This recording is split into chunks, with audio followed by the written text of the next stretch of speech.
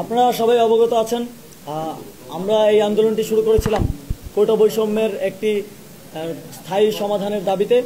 কিন্তু সরকার দমন পীড়নের রাস্তা বেছে নিয়ে তার ফ্যাসিবাদী যেই আচরণ গত 16 বছর ধরে এই দেশে চলমান ছিল, সেই আচরণ ছাত্রদের উপর চাপিয়ে দিয়ে এবং বাংলাদেশে কোনো আন্দোলনে এত হতাহত, এত শহীদ আমরা দেখিনি, এমন একটি ন্যাক্কারজনক ঘটনা ঘটিয়ে আমাদেরকে বাধ্য করেছে এই ফ্যাসিবাদী সরকার এবং ব্যবস্থা বিলোপের দাবিতে, এক দফা দাবিতে আন্দোলনে যেতে। আমরা সারা দেশের ছাত্র জনতার অংশগ্রহণে একটি সফল অভ্যুত্থানের মাধ্যমে এই শেখ হাসিনার পতন নিশ্চিত করেছি। আমাদের এক দফা দাবিটি ছিল শেখ হাসিনার পতন এবং ফ্যাসিবাদী ব্যবস্থার বিলোপ।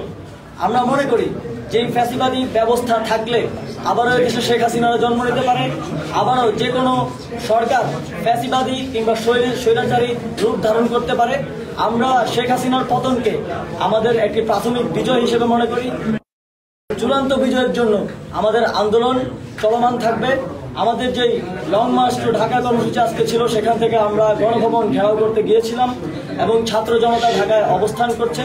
তাদেরকে আমরা শান্তিপূর্ণভাবে ঢাকায় অবস্থান করতে এবং যারা এখনো ষড়যন্ত্র করে যাচ্ছে ফ্যাসিবাদী ব্যবস্থাকে টিকিয়ে রাখার জন্য, তাদের দিকে ক্লোজ লুক এবং নজর রাখতে আহ্বান জানাচ্ছি। এই মুহূর্তে